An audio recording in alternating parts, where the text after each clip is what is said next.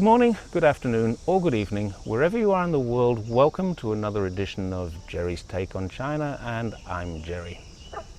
It's been all over the news recently that there was an horrific event in China's northern city of Tangshan. We don't need to go into it too deeply. It's been done to death by both international and Chinese media. What I really want to do is to draw attention to the way that it was handled, both here and overseas. Let's start with the overseas issues. Recently, the world was horrified just a couple of weeks ago when an 18-year-old entered a school and shot innocent kids. We'd looked on in horror just a few days before when another crazed gun owner entered a store in upstate New York and shot more people after bragging online that he was about to do it, then live streaming the event. All this has disappeared into the ether of a 12-hour news cycle because they happened in America and are immediately forgotten by all except the victims and the surviving families who have to live with this for the rest of their lives. Western media, on the other hand, loves to keep this one incident in China alive. And let's look at that incident. It was captured on video, proving video surveillance is a positive thing. The victims survived but needed hospital treatment, which was provided, proving that China is a country with proper facilities to care for victims. The perpetrators were all arrested, including several who had left the province and traveled to another part of China. And I think this proves that China's police service are pretty good at their jobs. There was an outcry on social media, hundreds of thousands of views and hundreds of thousands of comments. So far, I haven't found a single comment that supports the people who did this.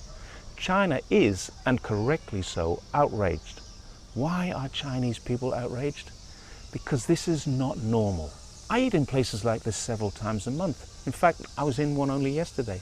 I haven't seen a fight take place in one of them for about 10 years. The last time I did see a fight, it was caused by a drunken foreigner, not a Chinese customer. Yet I see these Western headlines decrying China as an inhumane place, an unsafe place, a place where women can't go outside without fear. The complete opposite is true. And just the outrage we're seeing online about this one incident should tell people the truth about China. When a single incident causes such outrage, it's a real indicator of the feeling people have. Unfortunately, there are people in the world who scour the internet looking over hours and hours of Weibo, Douyin, WeChat footage for one opportunity to see something like this, amplify it to demonstrate China isn't safe. In a country of 1.4 billion people, they've found one example. Hey presto, we have a crime wave. Let's try and keep this in perspective. In the 1980s, I was a police officer working in London and Essex. I have no reason to suspect that this has changed, but I would attend several events like this a week, sometimes 2 or 3 in an evening when I worked in a notoriously difficult new town. I also worked in the security industry in Australia. Although I've never worked on that side of the business, I was well aware there is a huge need for security in bars, clubs, shopping centres, pretty much anywhere where alcohol was involved. China has a lot of bars. Alcohol is freely sold without restriction. And here's an interesting thing. There's hardly ever a need for security. Try this experiment. Go online and type in the words bar fight in any town you choose. See how often it happens. You're pretty much guaranteed to get a hit, maybe even several. Now try the same words, but this time bar fight in China.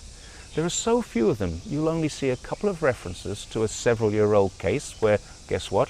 A foreigner involved in a bar fight was sent to prison. China is safe, but it has some bad people. It also has great surveillance systems and effective police service, so when something bad does happen, it gets dealt with and handled in a way that the people in the country can get on with their life and continue to feel safe. And I'm not sure we can say the same about many other places that I've been to outside of China. What's most annoying about this is that those dangerous situations in other countries, they hit the news, 12 hours later they're out of the news. This one situation in China, 3, 4, 5 days after the event, it's still making news, it's still being discussed on Twitter. I wonder why that is. Because no one died, everyone's arrested, the cameras caught it all. Isn't that a much better way?